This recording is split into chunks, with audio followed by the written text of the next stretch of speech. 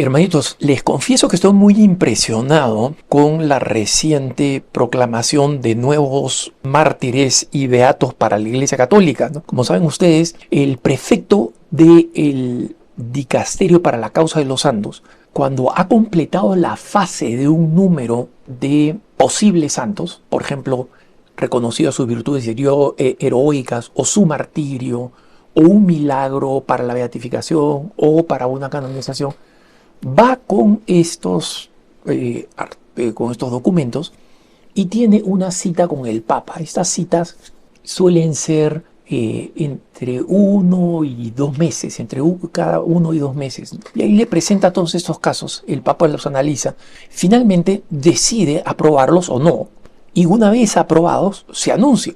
Y en el último anuncio, que ustedes recordarán, el más reciente, el que se produjo el lunes 27 de abril, se proclamaron esta gran cantidad de mártires españoles, que ustedes saben que mártires de la Guerra Civil Española, que además, como saben ustedes, a los masones no les gusta decir Guerra Civil Española, no, a los socialistas no les gusta decir Guerra Civil Española, les gusta decir conflicto, etcétera, para que no quede claro que los comunistas, anarquistas, socialistas y masones fueron los grandes causantes del asesinato de sacerdotes y de obispos más grande de la historia de la humanidad, porque por si acaso los emperadores romanos juntos no mataron tantos sacerdotes y obispos como mató la Guerra Civil Española entre los masones, no, socialistas, comunistas y anarquistas.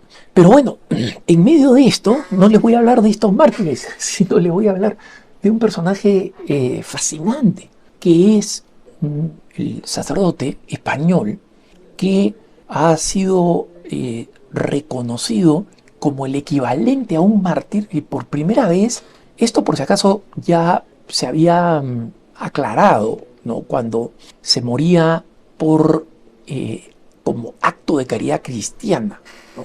De auténtico sacrificio, el Papa Francisco aceptó que esto también fuera reconocido como causa de martirio, porque recuerden ustedes que la causa de martirio tenía que ser estrictamente de ser asesinado, no odium fidei, es decir, por odio directamente a la fe, te odio porque eres cristiano. Tenía que ser, además, con el testimonio cristiano del que estaba siendo asesinado y el perdón. Esta persona tenía que morir perdonado. Pero el Papa amplió a aquellos que dan la vida, porque recuerden ustedes que la cita, nadie tiene más amor que el que da la vida por sus amigos, es la base de la proclamación del martirio, ¿no? Jesucristo es el amigo, el que muere por Cristo, no importa en qué circunstancia muere, tiene ese máximo amor. Pero este es el caso de Pedro Manuel Salado, una persona que murió entregando, un sacerdote que murió entregando su vida por niños que se estaban por ahogar en Ecuador, ¿no? Pedro Manuel Salado nació el 1 de enero de 1968 en Chiclana de la Frontera, en Cádiz, en España, ¿no? En el sur, en una familia cristiana numerosa. Era el tercero de 6 hermanos. Era tímido, sencillo, pero muy emprendedor y apasionado por la electrónica. Fue poco a poco descubriendo un camino vocacional. Visitó la comunidad de Taizé, esta comunidad ecuménica de oración, y descubrió la familia eclesial, esta comunidad espiritual que se llama el Hogar de Nazaret, una comunidad católica que nació en Córdoba, en España, y que se dedica especialmente a acoger y educar a niños y jóvenes en situación de abandono. Ingresó al noviciado del Hogar de Nazaret en 1988, emitió sus primeros votos en 1990 y allí comenzó su misión entre niños y jóvenes, el propio del estilo del Hogar de Nazaret, vida cercana a estos niños, vida cotidiana, educación humana y cristiana, sanación de tantas heridas de niñitos abandonados, trato familiar, ¿no?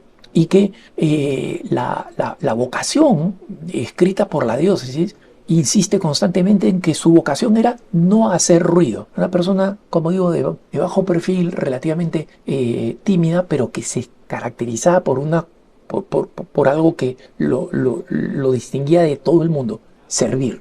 Y así en 1999 fue destinado como misionero a Ecuador, a la diócesis de Esmeraldas. ¿Y por Porque el Hogar de Nazaret tiene una comunidad allí en un pueblito que se llama Quinindé. Y allá se lo reconocía se lo conocía como el hermano Pedro. El año 2002 le dieron la dirección de la escuela, que se llamaba Santa María de Nazaret.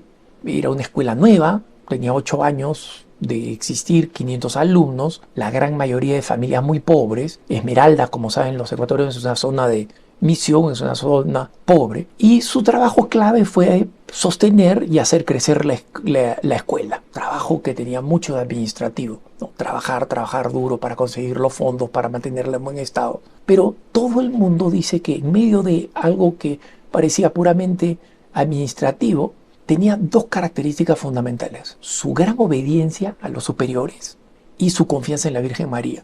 Todo lo consultaba con sus superiores. Cuando le preguntaban cómo esta escuela tan pobre seguía viviendo, decía, es la Virgen. Y en años muy difíciles por los que atravesó, recuerden ustedes, estamos hablando de Ecuador, los ecuatorianos, pero en general los sudamericanos sabemos por las situaciones por las que ha pasado Ecuador, por las crisis económicas. Y allí Pedro Manuel Salado decía, si la escuela se mantiene en pie es por la acción de la Virgen. Esto está más que claro. Él dirigió la escuela, pero en el 2008 pidió ya no ser responsable de la dirección.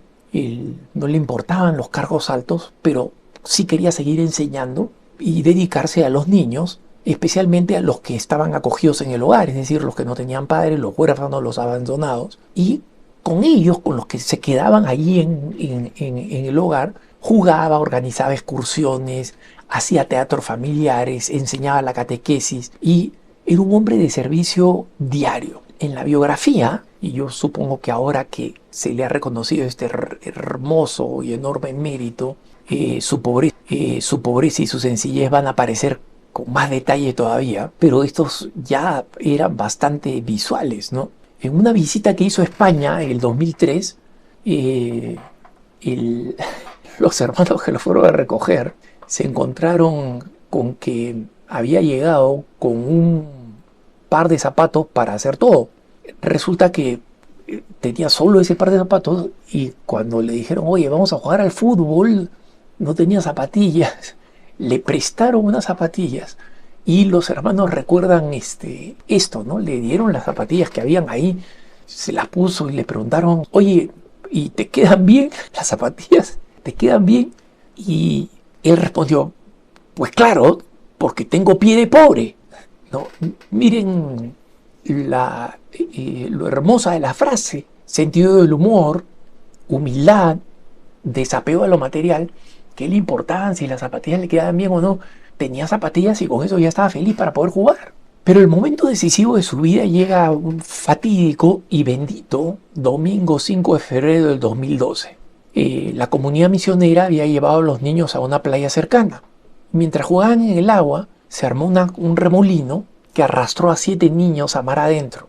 Pedro Manuel, por si acaso, no era un gran nadador y en general le tenía lo que en Ecuador se llama respeto al mar, que es un poco de temor. Y nada de eso, nada de su temor, nada del hecho de saber que no era un gran nadador ni nada por el estilo. Él simplemente le dijo a un compañero misionero, tengo que salvar a mis niños. Se metió al remolino y fue sacando uno a uno a los niños, entregándolos al socorrista, o sea, no salía completamente. Volvía otra vez por los otros niños. Y una ola, cuando ya estaba a punto de sacar a los últimos, se llevó a los 2 últimos, una niñita, Selena y Alberto. Sacó fuerzas, dice la biografía, de donde no tenía, ¿no? Nosotros sabemos, sí, de dónde vino esta fuerza. Y consiguió salvarlos, pero estaba completamente exhausto, había tragado una cantidad enorme de agua y murió ahogado en la orilla. Y obviamente la gente no esperaba que muriera después de haber llegado a la playa. Pero su muerte fue interpretada como la culminación de una vida entera. No había sido un gesto aislado de heroísmo, así había vivido, así terminaba. Y el obispo de Esmeraldas, en ese entonces Monseñor Eugenio Arellano, resumió su vida con una frase contundente: el hermano Pedro murió como vivió, entregado a Dios y a los niños. Y la diócesis de Córdoba, Córdoba, España, su diócesis natal, también vinculó su testimonio con el lema del hogar de Nazaret. El lema del hogar de Nazaret: si el grano de trigo cae en tierra y muere, da mucho fruto. El 12 de octubre de 2018, linda fecha, ¿no? El Día de la Hispanidad, la fiesta de la gran patrona de España, la Virgen de Pilar. El entonces obispo de Córdoba, el monseñor Demetrio Fernández, un excelente obispo, presidió la apertura solemne de su causa de beatificación. La causa fue asumida por la diócesis de Córdoba, a pesar de que Pedro Manuel había muerto en Ecuador. Y el asunto, ahora, el Vaticano, y especialmente el Papa, con esta sabiduría extraordinaria de decir, esta es una forma de martirio, lo ha puesto camino a su beatificación. Una beatificación que espero que pueda ser celebrada en Ecuador, porque es una de esas beatificaciones a las que me encantaría poder asistir simplemente para celebrar héroe de la Iglesia. Que tengas un buen día.